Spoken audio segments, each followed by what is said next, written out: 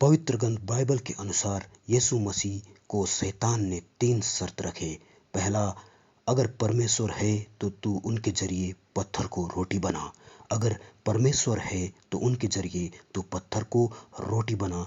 यहाँ समझना ये है कि जब हम खाने की बातें सुनते हैं तो हमें भूख लगता है, नींद नहीं आती है और हम परेशान हो जाते हैं, क्योंकि किसी चीज के प्रति अति लगाव या भूख हमारे शरीर में सेरोटोनिन नामक केमिकल पदार्थ को छोड़ता है, जिससे हमें भूख या लगाव के अधिक प्रभावित प्रतिबिंब होता है, महसूस होता है।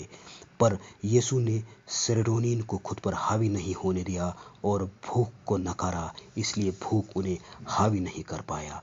उन्होंने शैतान से कहा, भूख केवल रोटियों से नहीं, परमेश्वर के वचन से भी मिटती है। भूख केवल रोटियों से नहीं, परमेश्वर के वचन से भी ठीक होती है।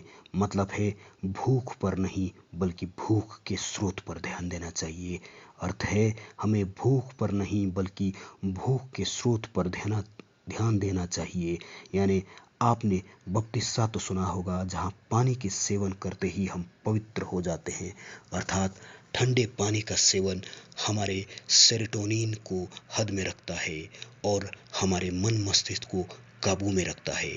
उन्होंने परमेश्वर के वचन को कहा, अर्थात अच्छे खान पान को करना, अच्छे खान पान पर ध्यान देना, बैलेंस्ड डाइट के स्रोत पर ध्यान देना ही बुद्धिमत्ता है।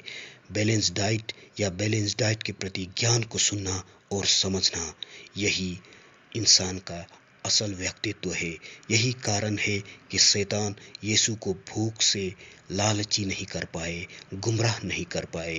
या मैं यह कह सकता हूँ कि यीशु मसीह ने सेरोटोनिन केमिकल के प्रभाव को खुद पर हावी नहीं होने दिया, बल्कि सेरोटोनिन के स्रोत को महत्व दिया, बैलेंस डाइट को अच्छे स्रोत को महत्व दिया, परमेश्वर के वचन को महत्व दिया।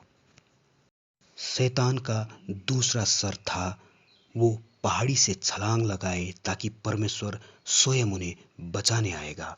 वो पहाड़ी से छलांग लगाए ताकि परमेश्वर स्वयं उन्हें बचाने आएगा।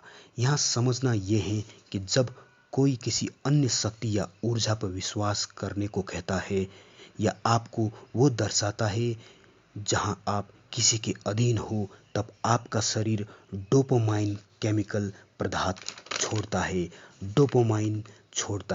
डोपामाइन एक ऐसी केमिकल है जो आपको प्लेजर देता है, आप खुश हो जाते हैं। दरअसल ये नकली केमिकल पदार्थ हैं, जैसे फेसबुक, व्हाट्सएप या सोशल साइट देखने पर आपको होता है। पर अगर आप किताबों को पढ़े, व्यायाम करें और वो करें जो ज़रूरत से आपका शरीर स्वस्थ कर सकता है। पर कठिनाई तो यह है कि डोपामाइन तब नहीं निकलता जब आप सही कार्य को करते हैं, बल्कि डोपामाइन तब निकलता है जो आपको सही लगता है।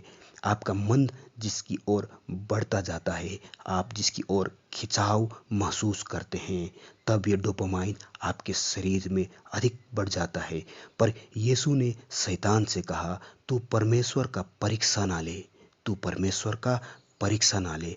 अर्थात अगर आप अपने दिमाग में यह ज्ञान भरे कि गलत और सही का परीक्षा ना लेने में ही बुद्धिमत्ता है और केवल सही चीज़ों पर फोकस करें, ध्यान दे, तब डोपामाइन निरंतर में रहेगा और आप गलत आकर्षण में नहीं पड़ोगे। डोपामाइन संतुलित रहेगा। यीशु मसीह ने भी बस यही किया। शैतान का तीसरा शर्त, अगर तू मुझे यानी शैतान को मानेगा तो मैं तुझे संसार का सारा ऐशो आराम दूंगा। अगर तू मुझे यानी शैतान को मानेगा तो मैं तुझे संसार का सारा ऐशो आराम दूंगा। यहाँ ज्ञान ये है कि जब आपको कोई प्यार करता है या आपका लगाव संबंध या किसी चीज पर अधिक आकर्षित हो, तो आपका दिमाग में ऑक्सीटोसिन केमिकल अधिक बढ़ जाता है। ऑक्सीटोसिन पदार्थ का महत्व आपके शरीर में हद से अधिक हो जाता है। जैसे किसी लड़का या लड़की पर अधिक आकर्षित होकर पागल हो जाना या धूम्रपान, मदिरा, ड्रग जैसे अनावश्यक चीज़ों में पागल हो जाना। सही शब्द में कहूँ तो एक व्यक्ति या वस्तु के ऊपर एडिक्टेड हो जाना, एक व्यक्ति किसी वस्तु के ऊपर एडिक्टेड हो जाना। तब यीशु ने शैतान को कहा, दूर हट जा शैतान, दूर हट जा शैतान। यहाँ समझना ये है कि अगर आप उन व्यक्ति या वस्तुओं से दूर रहेंगे जो आपको अनावश्यक ढंग से आकर्षित कर रहा है, तो आपके शरीर में ऑक्सीटोसिन कम रहेगा, आप ऑक्सीटोसिन केमिकल के प्रभाव से दूर रहोगे। इसलिए गलत मित्र संगति, गलत ऐप्स या गलत सोशल साइट से स्वयं को दूर रखिएगा, क्योंकि यहीं से ही गलत विचार पनपते हैं, गलत सुकून पनपते हैं, और गलत सुकून के प्रभाव के अत्यधिक बढ़ाव को ही ऑक्सीटोसिन केमिकल का बढ़ाव कहते हैं। यहाँ यीशु मसीह ने भी यही किया। यीशु मसीह ने खुद को इन सारे प्रभाव से दूर रखा, परमेश्वर के राह पे चले, तभी वो शैतान के ऊपर जीत पाए। आप भी गलत विचार, गलत निर्णय, गलत सेवन से दूर स्वयं को रखना चाहते हैं तो इन सारे चीज़ों पे ध्यान दीजिए। यीशु मसीह के 3 उद्देश्य को समझने का प्रयास कीजिए।